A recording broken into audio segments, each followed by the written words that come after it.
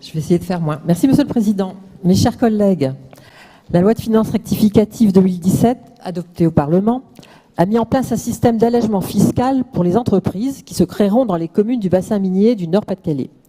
Notre groupe UDI Union Centriste s'est félicité de cette initiative gouvernementale. Nous nous réjouissons aujourd'hui que notre collectivité régionale rejoigne l'État en proposant l'exonération de la part régionale de cotisation sur la valeur ajoutée des entreprises, ce que l'on appelle la CVAE.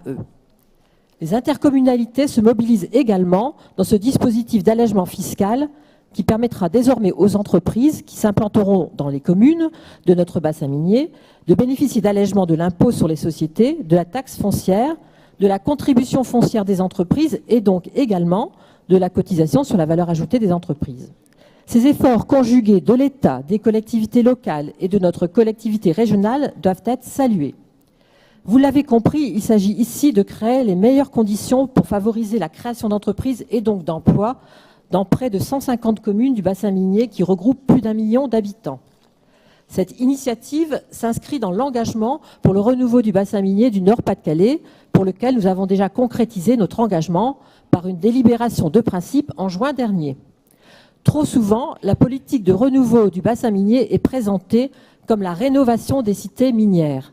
Certes, c'est un axe majeur d'engager rapidement la réhabilitation des logements miniers, mais notre groupe UDI Union Centriste est attaché également au développement d'une politique globale de redynamisation du bassin minier.